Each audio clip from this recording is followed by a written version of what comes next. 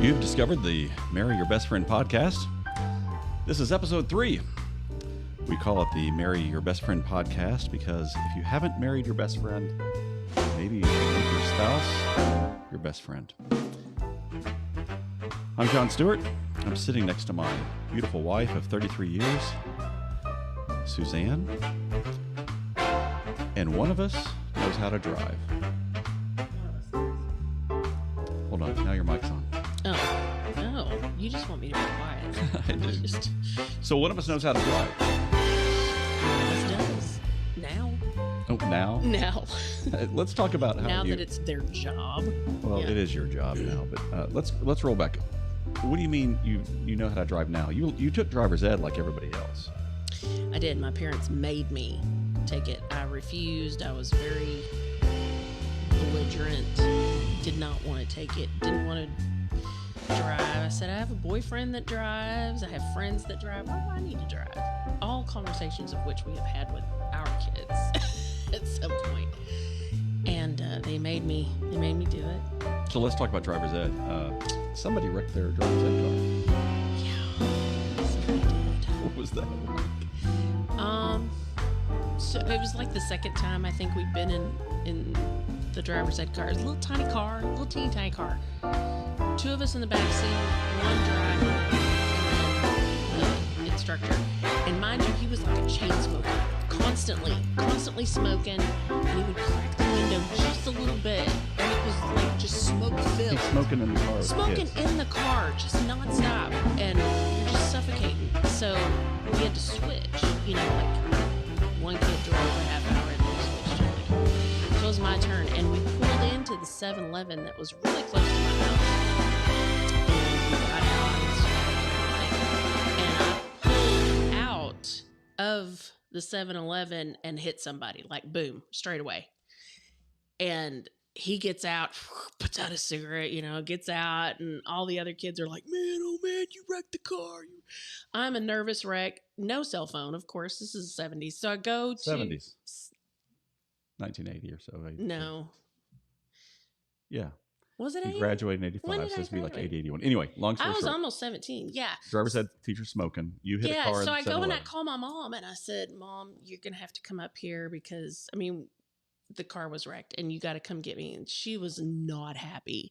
So she comes up and she gets me. Well, the person that I hit was actually lived down the street from us, and I didn't know him. And they were like, oh, Theta, I didn't know you had a daughter old enough to drive. And my mom just turned to her and said, apparently I don't. That's funny.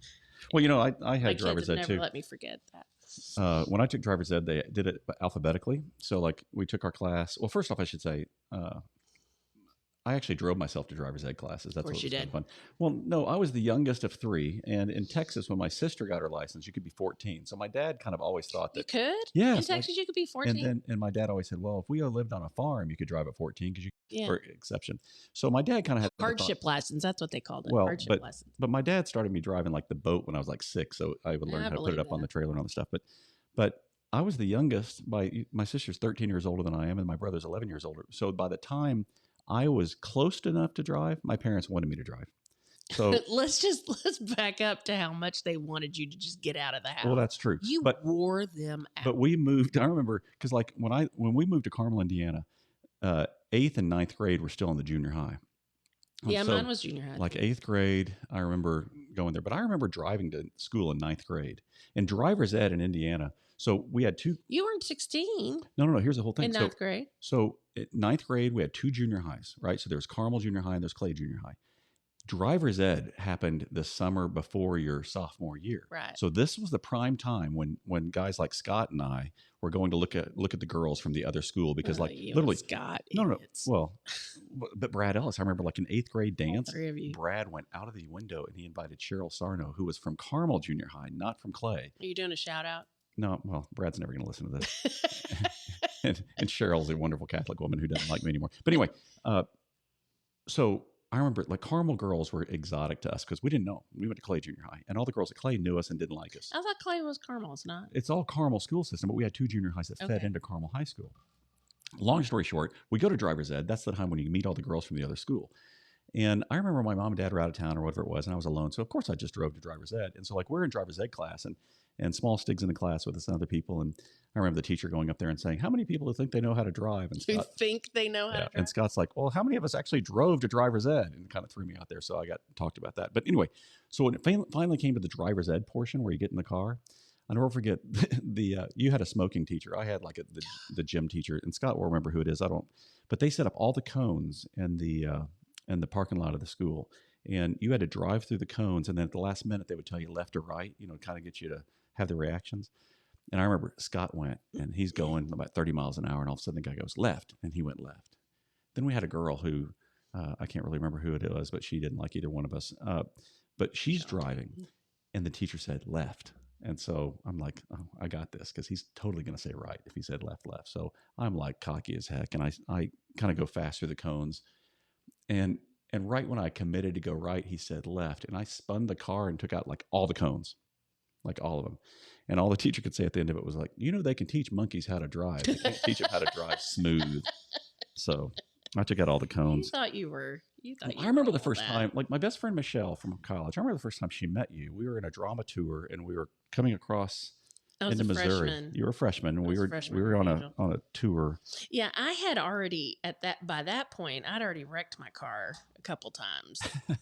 Three times. So I drive into Springfield, Missouri. It was sort of my identity. We're getting gas, and I call you. I said, "Hey, I'm up here at the gas station right north of Evangel University." Yeah, but we can preface this by saying that we had met my senior year before Correct. I was a freshman. So I was so smitten, and you were so like too cool for school. You were just giving me a little moment of your day as you were passing through town, and my friends excited. were going out to eat for 30 minutes, and I wanted to spend time with you. Spend time. So you came up to the gas station, and I introduced you to all my friends. It was homecoming weekend too. By they're the way. all So in the van, and so we're in the gas station. It's time for me to go. All my friends are standing outside the van. These are all my college friends. We're on a tour. They're all waiting for me to get there, and you're in your car. Your car at this time was the Red Cavalier. Red Cavalier, man. Which we carried into our marriage. The party vehicle. Yeah, I don't want to talk about that. But anyway, we're in the car, and I'm in the passenger seat. You're in the driver's seat. And I said, honey, or Suzanne, I've got to go. You didn't say honey, no, I because didn't. I but wanted I said, Suzanne, I've got to go. And you said, give me a hug. And you hugged me. And as you hugged me, you took your foot off the brake. Yeah. And we start cruising across this gas station parking lot. And it was back when they had those little islands. The islands in the middle. Buildings Yep. Where you would pay. And the Middle Eastern guy sitting inside of it. But the whole thing is, as we're going, I'm like, stop. And I'm telling you to stop. You think I'm meaning stop hugging you, and you keep squeezing me tighter. And the car keeps accelerating right towards that little Middle Eastern guy who's like seeing this thing happening as he's waving at me, and your eyes are closed. Running out, thinking I'm going to run him over. And you crash right into the island. I did. I hit the building. Cans, like oil cans that they had stacked up. They just But the best thing about this is everywhere. I get out of the car, you get out of the car, and the first thing my friends ever hear you say is, "Oh my God, I did it again." I get in the van. First off, I gave you like a quarter or 50 cents to call your mom. I said, "Here, I got to go. Here's your mom. Here, call your mom." And I get back in the van. I was way far away. You just said, no, you didn't say call your mom. You just said, I got to go. Here's a quarter. Call somebody that can help you. And you got into the van, and you left me standing there by myself. Well, but then I'm in the van, and all of them are like, Michelle looks at me and she goes, "Got a good winner there, John." Did you get a good winner? I did get a good winner. Does she love me? She does. Yeah. Friend stealing. Anyway, but what's funny is, yeah, you did steal her as a friend. What's funny is, so that was your freshman year. We got engaged right before your senior year, right? It was during my senior During your senior year. When I moved to Springfield, Missouri for your second semester of your senior year or so, yeah, right? I had like October. Before that too. No. the gas station still had not fixed that island. Remember, they had oil stacked still in front had of the big it. hole. And I'd go in there and I go, "What happened to your hole over there?" And they go, "Some girl." And they would just shake their head. And I would just kind of like grin, knowing who the girl was. But think about all the things you've hit. All the things. Well, or people. Or people. Did hit. So Dad, I had a couple of wrecks with my dad. One was, I was learning to drive. This is back before I had the Cavalier, and he made me drive the big Cadillac. And, you know, Dad was a Cadillac guy. He was all about the Cadillacs, and he always had one. And so he would pick me up from school, but he would make me drive home. And back then, I mean, it's not like that now. It's all built up. But there were all these little side roads through Smithfield, and kids would walk home, and it was just, you know, tiny little roads, big old Cadillac. And once I was just driving, and these like 4 kids were walking beside us, and boom, I hit one. He just goes, "Oh my God, did you just hit that kid?" And I said, "Yeah, but I'm keep on going." You did not. I did not stop. Oh my Lord. He just kind of stumbled. He didn't really fall down. I didn't hurt him real bad. What other wrecks did you have with your dad? One time we were going to the chiropractor's office because he had thrown his back out, I think. And I don't know why I was with him. I guess we both had appointments. But anyway, he just wasn't paying attention. Again, big Cadillac, and just rammed into the back of a semi truck on the way to the chiropractor's office. What'd you say to the chiropractor? Yeah, we both got adjustments that day. We both got fixed up. Well, I remember my father drove, so he passed at 89 years of age, and he probably started driving when he was 13, 14, whatever that was. At least. Never had an accident. I believe it. Never had an accident. And because he was in insurance, he also became the greatest driver's ed teacher of all time. You know, because he taught our boys to drive. Well, I sure didn't. But it was funny because like he had all the rules about always having an out. You know, it's like when you're driving. That's right. And John Andrew will say that to this day. Always have an out. And he would always count 1 1,000, 2 1,000. You never had to be closer to 2 1,000s of a second. And he would always yell if you were following too close or if you didn't have an out. Come to think of it, he never let me drive when we drove together. Like, he would come here. Well, first off, my dad was also home with me. I never remember my mother driving when my dad was in the car. Oh, I don't ever remember that. But my mom always hit things too. I mean, she was kind of like you. She would hit things and what? One year I gave your mom a stoplight and you hung it in the garage and it. Oh, because that's right. My dad's biggest complaint was mom never stopped and she would drive through the wall and he had to repass that wall. And it went into the bathroom like 3 times. And so it was a little stoplight. And when you got too close, the red light would come on. And that's how she knew to stop. But yeah. Yeah. Well, your mom and I have bonded on so many levels. Yeah, I guess. So I remember one time you had an accident, I think because you were avoiding a cat. That was in high school too. Yeah. I hadn't. So Dad gave me the big Cadillac. That was your first car. To drive first. Right. We called it Old Blue. It was an older, what was that? Fleetwood. Oh my Lord. It's a great big long one. Your first car. Yeah. Very first thing I had to drive it to school. It was like a hearse. I mean, it was huge. And so I drove that until they, realized I could probably handle it. And the whole reason they wanted me to drive was so I could drive my brother to all of his stuff and bring him home. So I drove that. And then right for my 17th birthday, he bought me a brand new car. And it was the first year that the Cavalier came out. So they bought me this car. And I drove it to school one day, the first day. And at our gym, we had these little wooden posts and I just barreled into it. Yeah. But I didn't dare tell him because I'd only had it a day. So it was red, bright fire engine red. So I just took red nail polish and I just fixed it a little bit. And there were a lot of spaces on that car that had nail polish. The great thing about that car is you had a license plate that said "I heart teddy bears." I did. Yes, and I think you were a freshman in college or so, and we were friends at that time. And I had a girl that I was asked out on a date over in Fort Worth or something. Yeah, like that. I remember this. You weren't there, I don't think. I was there. I asked to borrow your car. You called and asked my mother if you could borrow my car, and she was maybe I asked if I could borrow a car. She was Well, maybe, but she was so kind, and she said, "Of course you can borrow a car." And then she found out that it was to take a girl out with, and I think she probably gave you my car on purpose. She didn't give you her There was car. nothing sexier than picking up a girl on a date with a license plate that You said deserved I every heart bit of teddy it. bears. You deserved every bit of it. Well, so we had that car. I never forget that red Cavalier you had through college. And then when we got married, we took it to Nashville. And something about that red Cavalier, when it got to the point of us actually selling it, when we were ready to It's kind of kind of move up, sad. it was sad. But I remember when we took it, we bought that little. We took it to the Ford dealership. Escort. Yeah, we bought a Ford Escort wagon. Joey helped us. It was the time. That's right. Joey helped us. He was at Ford Finance. Yeah. We didn't have any credit. Actually, what credit we had was horrible. But anyway, Joey, our friend Joey, was at Ford Motor Credit, and he worked it out. And remember, we knew the dealer too because his daughter Margaret worked with us at Word. Oh, I don't remember that. Yeah. That's why we went over there, John. Anyway, long story short, picked out the car. We got the deal. And we took the trade in on that car, we took the car to have them appraise it. And the car had a really interesting trait at this point in time because you'd be driving down the road and then all of a sudden it would just go to the left. Yeah, it was kind of possessed. Like you would just be driving and it would just change lanes all by itself. Sometimes the windshield wipers would just come on. And you had to hit the dashboard. You had to hit the dashboard if you wanted the radio to come on, and the air conditioning and the heat was totally gone. There was nothing. So I just remember bringing my new car to school. I was teaching teaching middle school, and the kids were so excited. They all ran to the window and said, "Oh, Mrs. Stewart got a new car, finally." Like they made a huge deal.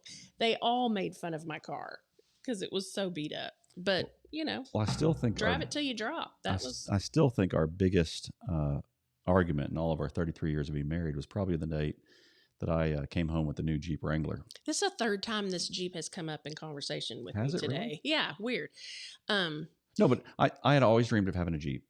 I always wanted a Jeep Wrangler. I thought it was the greatest car ever. No, you wanted, what was that one before that you wanted? Not a Wrangler, but a Blazer. And your dad wouldn't let you have it? No, it was a CJ5. So I had a Wrangler. Yeah. I wanted a CJ5. I found one. My dad was about to buy it. This is a God thing. And as a parent, I'm asking myself today, was it really a thing of faith or was my dad manipulating me through faith?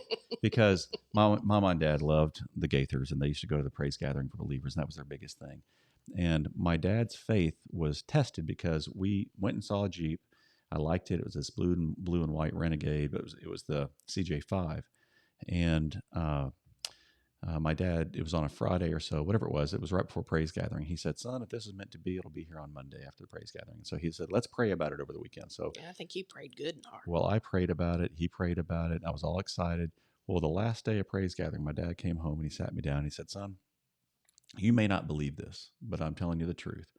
Somebody came up to me as we were walking out of praise gathering tonight and said, I don't know if this means anything or not, but you're not supposed to let your son have that car." And my dad, who was raised Methodist and who was very much of a spirit-filled Methodist, that was somewhat of a test of faith for him. And he had to sit in front of me and tell me that I wasn't going to get the Jeep Wrangler or the Jeep CJ5. And all he ever wanted to do is give you what you wanted. I know, but looking back at all the accidents and stuff that I almost had, I mean, like it's amazing that Brad, Scott, and I are still alive to this day because there are a couple times when I know my mom's praying got us around poles and stuff like that we almost hit. Your first car was the Cavalier. Mm-hmm. It's not nearly as sexy as my first car. Oh, no. Oh, but you didn't finish with the Jeep. Tell about that story when you brought that Jeep home. I brought the Jeep home and you loved it. It was awesome. You said, "Oh my gosh, you have been wanting that Jeep for all your life, and I'm going to give it to you." We're so young. We have no money. I'm teaching school. You're working. And our nice car was the Honda Accord 4-door. It was our nicer car, the Honda. But when it rained, if you will remember, when it rained, it had a sunroof, and if it rained, it leaked and went all the way down your back. All the whole way down. Podcasting rule 101 is not to hit the microphone. My ring got it. I know. We're newbies. The good thing is we only have one fan. So to our one fan, we are sorry that we hit the microphone. Sorry, I made it. So I brought the Jeep home. You were furious because I said, first off, you walked in from your school. You walked in from the school and you said, "What in the hell is that Jeep doing on our driveway?" I said, "And where is my car?" And I said, "That's our new Jeep. And by the way, you need to go sign the papers down at the dealership." Yeah. So We went down there. You signed the papers, and I promised you I would never sell that Jeep. I told you. I've said, if you let me have this, I will never sell this Jeep. And it is in our garage. It's still in our garage this day. It is. It's 1993. No, 1994. 92. I bought it in 93. No, 92. No, whatever it is. Anyway, it's a 93. We bought it the year before because it was that model year. But I still have it. It's on its third engine. Mm-hmm. And some of my best memories are in that Jeep with John Andrew driving around listening to Jackson 5 and he was a kid. And putting both boys in their car seats back there. Yeah, and when we first got married, we lived in Nashville and drove that. Fun. We drove that to the Indy 500, if you remember the top. I just remember being big and pregnant and driving that thing in the snow and shaking all over the place because. Okay, so back to my first car. So I had my aunt. Mine was brand new, didn't smell. Nothing. Yours was brand new. Mine was a 1966 Dodge Dart. And if you're a car collector, you're probably like, ooh, slant six engine. But this Dodge Dart, I had an aunt. My father had one sister, Aunt Lynn, and she was awesome. She met his uncle, and his name was Bob Marksberry. She ended up marrying another man named Bob Marksberry. So Bob Marksberry number one, Bob Marksberry number two. Well, Bob Marksberry number two loved that Dodge Dart. Thought it was the greatest car ever. He worked on it all the time, and it was pristine. I mean, absolutely not a ding on it. Had the plastic covers on the seats and the whole thing. And my Aunt Lynn was a big antique collector. Actually, if you like, she got us all the Stewart stuff, and she collected strawberries, but she was a big antique collector. Mm-hmm. And one Saturday, like she always did, she went off to a flea market or off to an antique place, and she went shopping. And Bob was working on his car, and Bob passed away, had a heart attack, and laid down in the front seat of the car. Okay, like his legs are sticking out. Passes away in the front seat of this Dodge Dart. My Aunt Lynn comes home and she sees his legs sticking in the car. She just thinks he's working on the car like he always does. Goes inside and spends the day in there, makes him dinner, comes out and says, Bob, dinner. He doesn't come. She goes about her day. Like at 10 o'clock at night or so, when she's in bed, she's realizing Bob's still working on his car. So she goes out there and says, Bob, aren't you coming to bed? That's when she realizes that Bob has passed away in the front seat of the car. So gross. It is gross. The unfortunate thing is I'm 15 and a half years old at this time. You knew it was coming, didn't you? I didn't know it was coming, but what happened was our phone rang and I answered and Aunt Lynn said, hi, John, can I talk to your dad? And I said, yes, hold on, Aunt Lynn. And I put the phone down. And this was back when you had to yell downstairs and they would pick up the phone and hang up the phone. Anyway, Dad, your sister's on the phone. And right when I heard her say, John, I want to ask you something, I hung up the phone. I'm like, oh, dear God, she's going to offer me that car. And I just I started panicking, like, oh my gosh. And so my dad came up the stairs. I remember him looking, and he walks into my room, and I started saying, I can't. Like, no. Like, I have a thing about dead people. You know this to begin with. Like, I can't go to a restaurant. We both have a thing about dead people. If somebody has died in a restaurant, it's off my list. It is off the list, yeah. But anyway, and this is Bob too. I mean, nice guy. But he came up the stairs, and he says, son, I got to ask you a question. I said, no. And he goes, we can't say no to my sister. It's my only sister. That car meant the world to her husband. She's wondering if you would like to have his car. And I'm like, no. But sure enough, we had it delivered, and here it came in front of our house. I don't know if I told you this before, because then Carla came over. Carla was one of my best friends in high school, and we went for a drive, and she sat there on the other side. In the Dart? In the dead car, yeah. And so we're driving through the neighborhood, and she said, well, let me see what it feels like. So she slid over next to me like we were on a date, and she goes, put your arms around me. So I put my arm around her, and she just goes, no, it's gross. Like, we got to get rid of this. I turned around in the neighborhood. We didn't even leave the neighborhood. Turned around, drove it back, and parked it at my house. I said, Dad, I just can't drive this car. And so he gave me his car at the time. Which of course he did. And he's ended up driving the Dodge Dart. No, he liked that. But why did he like it so much? He liked it because nobody ever wanted to ride with him. There you go.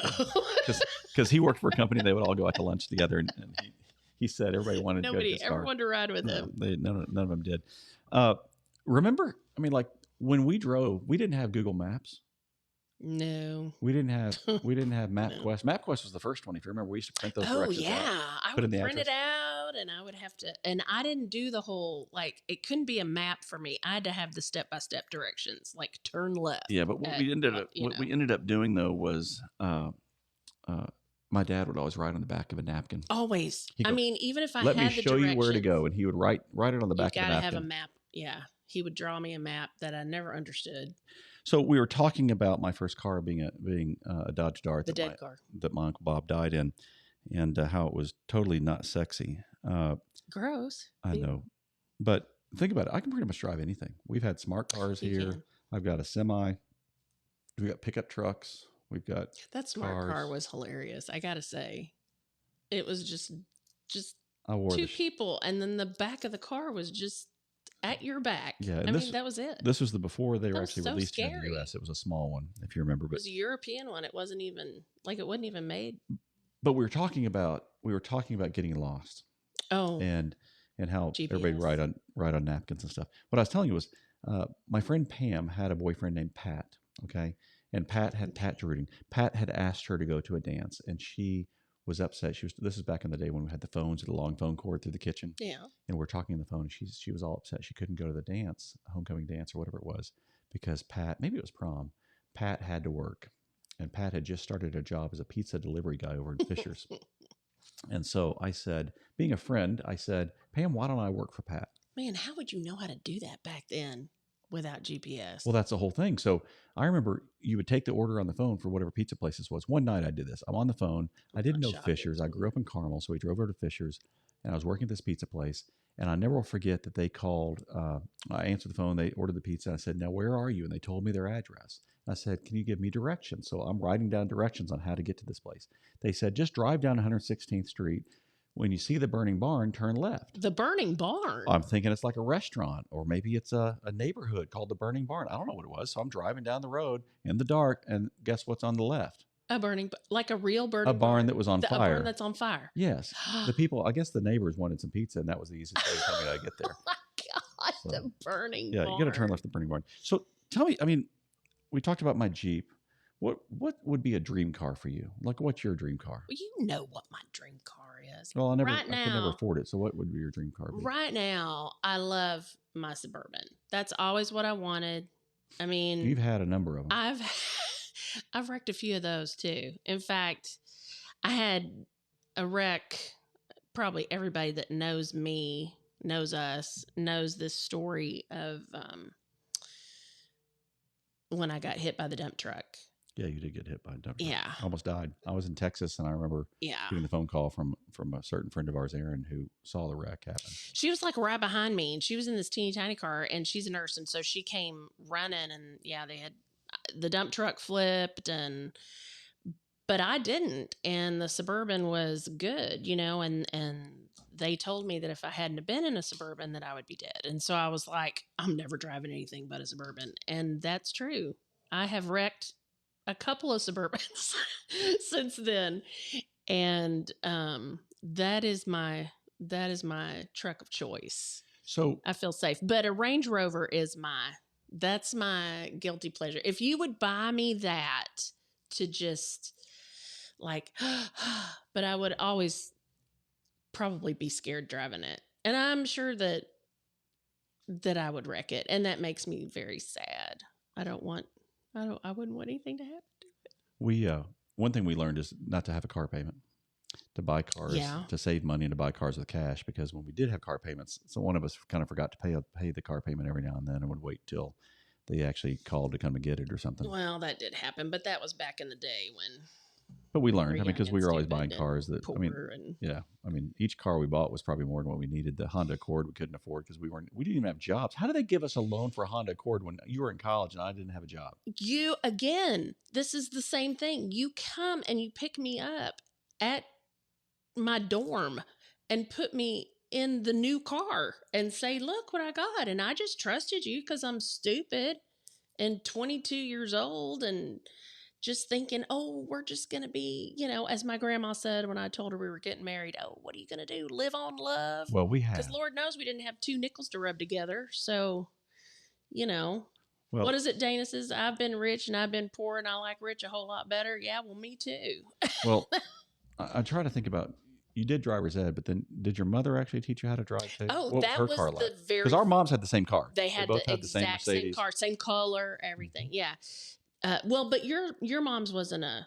No, hers wasn't a stick shift. My mom's was a stick shift. And this car was legendary. So mom's license plate said Stormy because that was just her personality. If you know her personality, that fits.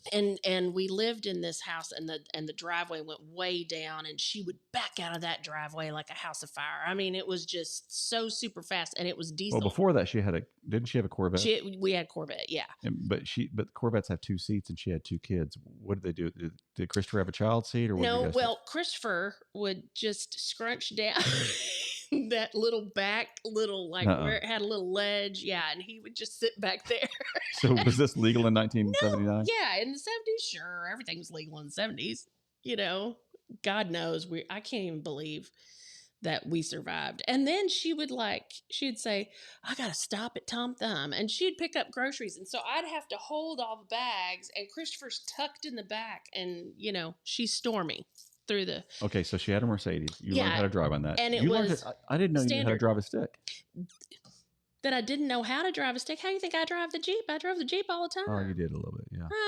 That is the very first car I learned to drive was a stick shift. Honey, I can drive anything. I can't drive it well, but I can drive anything. So she taught me in the church parking lot. She just out of the blue one day said, you're going to learn to drive. And being the pleaser that I am and the compliant child that I always was, I just did whatever she told me to do, and scared to death got in that driver's seat and learned how to shake it. I mean, it was like bump, bump, bump all the time. So, I went to Neiman's to get my hair done all the time, and she said she'd make me drive. And that was horrible because Neiman's was downtown Fort Worth, so I had to get on the freeway. Time out. I think the reason why I love doing this podcast right now is that we're sitting on at the farm with goats and chickens and rabbits and all this kind of stuff. Yet I married a Neiman's girl who got her hair done. You did. Anyway, you changed a little bit. But anyway, keep going.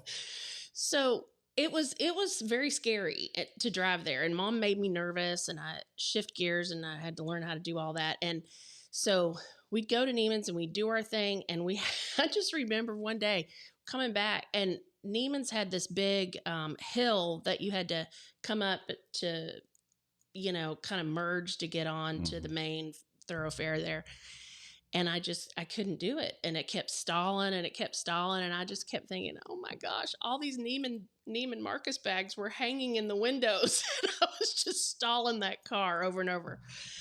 But I learned how to do it, and I can do it, Did your mother ever use bad words towards you? My mom used a few bad words. Well, my mom used one bad word. One bad word. Jesus? It was my grandmother's word. It was my mother's word. And it is my word.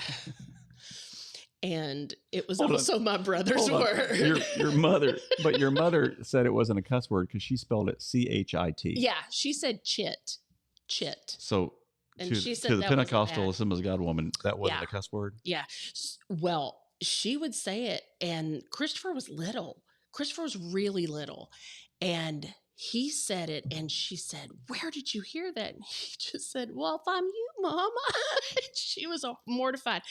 So he used it a lot. Yeah, a lot. He was probably, I don't know, coming out of preschool into kindergarten or kindergarten into first grade. And you know how they have promotion Sunday and Sunday school, and you go from one grade to the next. And so he laid down, redheaded, big kid, so pretty for a boy, but he laid down on the floor on his belly, and with his fists and his legs screaming back and forth, just went chat, chat, chat, chat 4 times in the middle of that.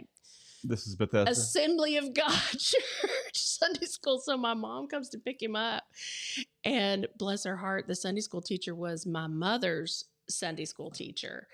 And she said, Theta, we need to have a chat. So he had kind of split his britches there. But Mom had to realize that was the word, I think, that she needed to change. Well, I think we've talked a lot about cars.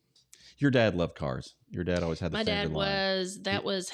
That was his thing. He loved classic cars. He loved classic cars, and I love the fact that both boys really loved going up to his office and seeing his classic cars. And I mean, our boys loved playing with Matchbox cars and boys in cars. I don't know what it was. They loved cars. John Andrew learned how to count because of all the NASCAR cars that he had. Yeah. Do you remember he would sit him out on his on the tray of his high chair, Yep. and he would match them. We'd Yeah, watch the I know race, and he was like would match 'em. 2.5 years old, and he watched his first Daytona 500, and his favorite car was Jeff Gordon in the Rainbow car. And every time it came on the screen, he would match it. Oh, match! And he would point it up there, and he'd look at it and everything. And then I remember Jeff Gordon won that Daytona 500. Boy, he was ecstatic. And every birthday we had Jeff Gordon cakes and stuff like that. And his fifth We birthday had was it at at the Texas Speedway. Motor Yeah, we had it Speedway at when he was Speedway. 5. Yeah. And there was a period of time when I had a pace car that I drove around, had the big logos on it. He thought that was the coolest We thing were just ever. talking about that the other day. Actually, he was here at the house, and we were talking about your pace car. No, I had a pace car, and I remember the first time I took them around the track. I told John Andrew not to tell you guys how fast we went. He came back. First thing it was, we went over 125. And you didn't really care too much. He's always the first one to throw you under the bus. Let's Yeah, just say that right now. No, but it was fun because we worked there, and then I mean, that's where I learned how to drive a big bus. The marathon coach that we brought to the house, and Do you remember you brought that marathon bus? Was it Britney Spears or somebody? It no, was their it was a marathon bus that coach? Marathon let us borrow it, and Brittany's family used it for the race. Well, all But I know is that John Andrew told everybody at yeah, preschool it that was. he was in Britney Spears' Well, motorhome. he was in preschool, and I thought it would be pretty cool to go pick him up. I mean, driving the pace car to pick him up from the preschool line is pretty fun. But I thought it'd be kind of fun to pull up in a 50 foot motor coach and pick him up at school. And I remember him getting on the bus, and it was all great. He sat in the front seat of the bus, and we started driving. And I sideswiped a stop sign in the car. Like that was the first time I drove, and like I cut it too short, and it literally scraped the paint off. And that paint, I mean, that's not cheap paint to fix. And Did you tell him? Well, or did you I had just leave to. it I be? drove it back to Marathon, and my friend Preston Green, who was there, I said, Preston, I owe you, whatever it's going to take, I owe you for this repair job. This isn't Texas Motor Speedway's problem; it's my problem because I. Aren't you just the And he said, John, we'll figure it out. Well, thankfully, one of the people that I showed that coach to ended up buying a coach for like over $2 million. And so Preston just said, "It's okay, your sin is forgiven." So they covered it because that just always works for you. Instead of paying for it, it doesn't always work for me. It always works for you. You always, as my mom says, you always come out smelling like a rose.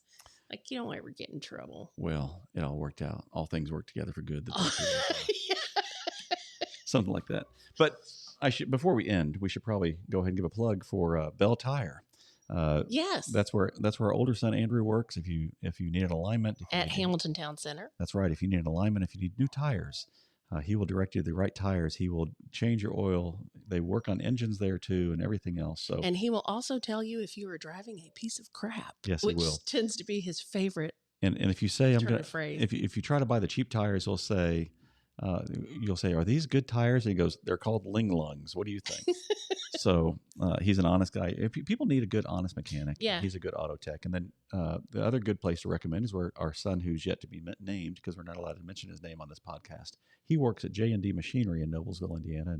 And Gene, the owner, they can work on anything. They can work on anything from semi trucks to dump trucks to school buses to they work on a lot of city vehicles. They do, and if you got emergency vehicles, and the son who will not be named as a welder. And he does a lot of Jeep rebuilds and frame rebuilds on Toyotas and things of that nature. So make sure you support those guys. And while we mentioned our son, this past week, so my dad always had to deal with my mom running into things, right? I had to deal with you running into things. Yeah. I shouldn't always say that you don't know how to drive. You're not the one that hit the kids. You hit the kid. No, I was also just learning. I know, but I ran over the Mormons' bikes. You did. I think that was subliminal. I don't know. All I know is that I backed out and I ran over two bikes at like a 7-Eleven, and I walked inside and I saw the two guys in white shirts with their black ties, and I said, "Anybody know whose bikes these are?" I kind of felt they couldn't get mad because they were missionaries, but I don't think they were too happy. At least you knew where you were going. Well, and I gave them some money to fix their bikes, but I kind of felt bad about hitting the Mormons' bikes. But anyway, so Dad had to deal with Mom and her driving. I had to deal with you and your driving. And this past week, got a phone call from Andrew about 6:30 in the morning, and he said, "Dad, Natalie wrecked her car." And it was that one moment where I actually had to give him some good advice, some fatherly advice. And I said, "Son, it'll be okay. It's just a car. It's just a thing." And I said, "Go love on her and help her through it." And really, she was she was doing everything she could. It was super foggy. She just couldn't see. I was just so thankful nobody else was coming because nobody could see. Yeah. It was like zero visibility. So, Well, I think we've wasted enough of other people's time. I love talking to you for an hour. It's you like rehashing all these stories, well, do it's you? just I'd rather talk to you face to face than talk to your attorney. I've been there before, so I don't want that to happen again. I can't afford talking to your attorney, but one of the best things you can do in a car is listen to podcasts, and we're now available. You impressed with this? We're available. We're available. Episode 1 and 2 are already on Apple and Spotify and Google and Amazon Music, wherever you listen to podcasts. You can find Marry Your Best Friend podcast. You'll be probably listener number 2 or 3. And we might know what we're doing by then. We might, but you know what you could do is you can hit 5 stars. You can say, I like these people, hit 5 stars, and then maybe you will get even more people to listen. And also podcasts are a great way to, kind of go beyond the brief social post, the short social posts people do. And a podcast is a great way to kind of just listen in with friends. I appreciate you guys listening, and thank you for joining us. If you jump in the car, listen to us, or listen to us while you walk. One of our friends this week sent us a picture of her about to work out. She was going to watch us while she worked out. So let me tell you right now, if you are going to work out, please let us know, because Suzanne and I have been really wanting to go to a gym this year. That's right. We want to get our face in the gym. That's pretty much the only way it's going to work is if we, if we do that. But if you're not sick of us, you can always follow Suzanne on Facebook and me on Facebook and Instagram and all kind of fun stuff. So Suzanne, I love you. I love you. We'll talk about the next episode in another week. So have a good week. Thanks for joining us. Talk to you soon.